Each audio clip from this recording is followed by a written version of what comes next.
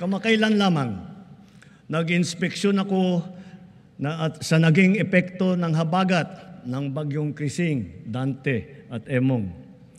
Kitang-kita ko na maraming proyekto para sa flood control ay palpak at gumuho. At yung iba, guni-guni lang. Huwag na po tayo magkunwari.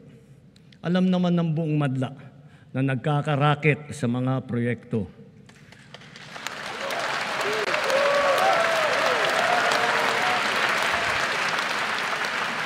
Mga kickback, mga initiative, errata, SOP, for the boys. Kaya sa mga nakikipagsabwatan upang kunin ang pondo ng bayan at nakawin ang kinabukasan ng ating mga mamamayan, mahiya naman kayo sa inyong kapwa Pilipino.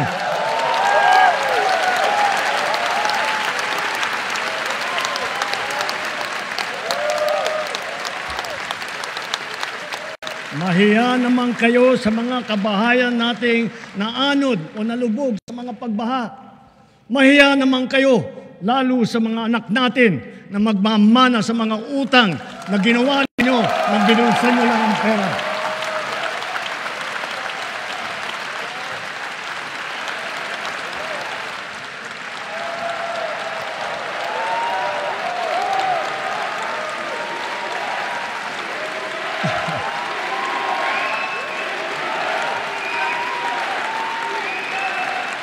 Para hindi na maulit, so that this will not happen again. First, the DPWH will immediately submit to me a list of all flood control projects from every region that were started or completed in the last 3 years. Second, the Regional Project Monitoring Committee shall examine that list of projects and give a report on those that have been failures, those that were not finished, and those that are alleged to be ghost projects.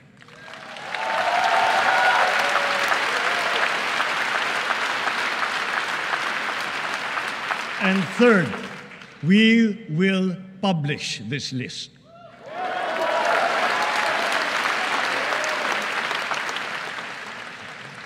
Isa sa publiko natin ang listahang ito.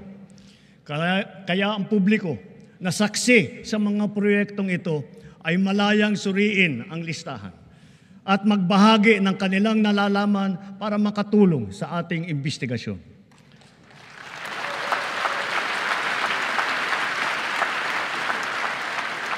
At the same time, there will be an audit and performance review regarding these projects to check, to make sure, and to know how your money was spent.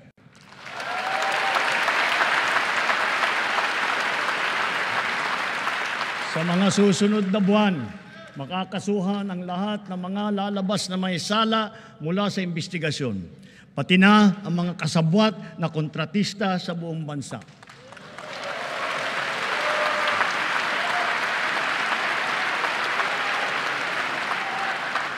Kailangan malaman ng taong bayan ang buong katotohanan. Kailangang may managot sa naging matinding pinsala at katiwalian.